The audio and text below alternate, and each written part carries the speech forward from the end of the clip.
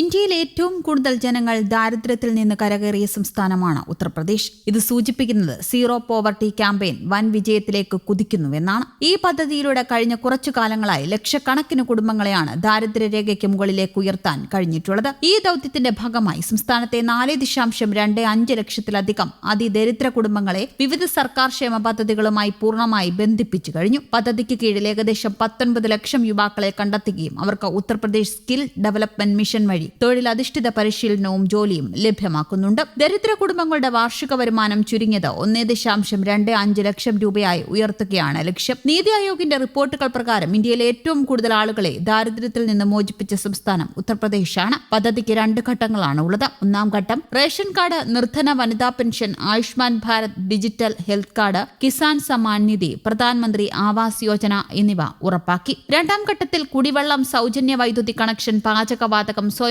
സഹായ സംഘങ്ങൾ വഴിയുള്ള വനിതാ ശാക്തീകരണം എന്നിവയിലാണ് ശ്രദ്ധ കേന്ദ്രീകരിക്കുന്നത്. ഉത്തർപ്രദേശിലെ യോഗി ആദിത്യനാഥ് സർക്കാർ സംസ്ഥാനത്തെ $1 ട്രില്യൺ സമ്പദ് വ്യവസ്ഥയാക്കുക എന്ന ലക്ഷ്യത്തോടെ നിരവധി വികസന പദ്ധതികളാണ് നടപ്പിലാക്കുന്നത്. അടിസ്ഥാന സൗകര്യ വികസനം, വ്യവസായം, സ്ത്രീ സുരക്ഷ, നഗരവികസനം എന്നിവ ലക്ഷ്യമിട്ടുള്ള പ്രധാന പദ്ധതികൾ നടപ്പിലാക്കുന്നുണ്ട്. രാജ്യത്തെ ഏറ്റവും വലിയ എക്സ്പ്രസ് വേ ശൃംഖലയുള്ള സംസ്ഥാനമാണ് UP. പൂർത്തിയായിക്കൊണ്ടിരിക്കുന്ന ഗംഗാ എക്സ്പ്രസ് വേ, പൂർത്തിയായ പൂർവാഞ്ചൽ, ബുന്ദേൽഖണ്ഡ് എക്സ്പ്രസ് വേകൾ എന്നിവ ഇതിൽപ്പെടുന്നു. ഏഷ്യയിലെ തന്നെ ഏറ്റവും വലിയ വിമാനത്താവളങ്ങളിലൊന്നായ നോയിഡ അന്താരാഷ്ട്ര വിമാനത്താവളം, അയോധ്യയിലെ അന്താരാഷ്ട്ര വിമാനത്താവളം എന്നിവയടക്കം UPയിൽ വിമാനത്താവളങ്ങളുടെ എണ്ണം 18 ഉയർത്താൻ പദ്ധതിയുണ്ട്. ലക്നൌ, കാൺപൂർ, ആഗ്ര നഗരങ്ങളിലെ മെട്രോ വിപുലീകരണവും ഡൽഹി മീററ്റ് റൂട്ടിലെ ഹൈസ്പീഡ് നമോ ഭാരത് ട്രെയിൻ സർവീസും യാഥാർത്ഥ്യമാക്കി വരുന്നു. വ്യവസായ തൊഴിൽ മേഖലകൾ, UP സ്റ്റാർട്ടപ്പ് പോളിസി, യുവാക്കൾക്ക് സ്വന്തമായി ബിസിനസ് തുടങ്ങാൻ സാമ്പത്തിക സഹായവും സബ്സിഡിയും ഉറപ്പാക്കുന്ന പുതിയ നയം, അലവൻസുകൾ 20,000 പ്രോട്ടോടൈപ്പ് ഗ്രാന്റുകൾ 10 ലക്ഷം രൂപയായും ഇതിലൂടെ വർദ്ധിപ്പിച്ചു.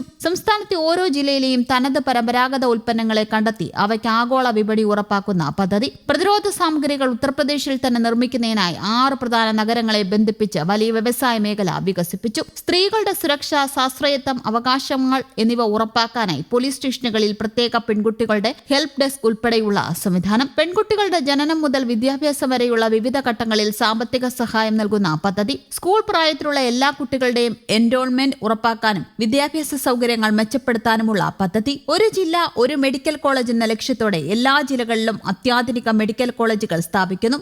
ഹർക്കർ നൽ യോജന വഴി കുടിവെള്ള കണക്ഷൻ നൽകുന്നതിനോടൊപ്പം ഒരു തൈ കൂടി നടുന്ന പരിസ്ഥിതി സൗഹൃദ പദ്ധതി. ഇവ കൂടാതെ ഗ്രേറ്റർ നോയിഡയിൽ നിർമ്മിക്കുന്ന വമ്പം ഫിലിസിറ്റി പദ്ധതിയും ഫാർമസ്യൂട്ടിക്കൽ ഹബ്ബുകളും യോഗി സർക്കാരിന്റെ വലിയ വികസന നേട്ടങ്ങളായി വിലയിരുത്തുന്നു. കൂടാതെ ജില്ലാടിസ്ഥാനത്തിലുള്ള പ്രവർത്തനക്ഷമത പരിശോധിച്ചപ്പോൾ 78% നേട്ടവുമായി ഹത്രാസാണ് സംസ്ഥാനത്ത് ഒന്നാമത്. ഗാസിയാബാദ്, ഷംലി, മുസാഫർ നഗർ എന്നിവയാണ് തൊട്ടു പിന്നിലുള്ളത്. അതേസമയം ആഗ്ര, മൗ, പ്രയാഗ്രാജ് ഉൾപ്പെടെയുള്ള ജില്ലകൾ ഏറ്റവും കുറഞ്ഞ പുരോഗതിയാണ് രേഖപ്പെടുത്തിയിരിക്കുന്നത്. പദ്ധതിയുടെ റാങ്കിങ്ങിൽ മുന്നിലെത്താൻ ഈ ജില്ലകൾ കൂടുതൽ ശ്രദ്ധ കേന്ദ്രീകരിക്കുന്നുണ്ട്. സാമ്പത്തിക സഹായത്തിന് പുറമെ യുവാക്കൾക്കായി പ്രത്യേക നൈപുണ്യ വികസന പരിപാടികളും സർക്കാർ നടപ്പിലാക്കുന്നുണ്ട്. 18 മുതൽ 35 വയസ്സ് പ്രായമുള്ള ഏകദേശം 19 ലക്ഷം യുവാക്കളെ തൊഴിൽ പരിശീലനത്തിനായി തിരിച്ചറിഞ്ഞിട്ടുണ്ട്. ഇതിൽ 43,647 പേർ പരിശീലനം പൂർത്തിയാക്കി. Uttar Pradesh skill development mission, ITI എന്നിവ വഴി പരിശീലനം നേടിയ ആയിരക്കണക്കിന് യുവാക്കൾക്ക് ഇതിനകം തന്നെ തൊഴിലവസരങ്ങൾ ലഭിച്ചു കഴിഞ്ഞു. CSR സംഘടനകളുടെ സഹകരണത്തോടെ ദാരിദ്ര്യരേഖയ്ക്ക് താഴെയുള്ളവരെ മുഖ്യധാരയിലേക്ക് കൊണ്ടുവരാനാണ്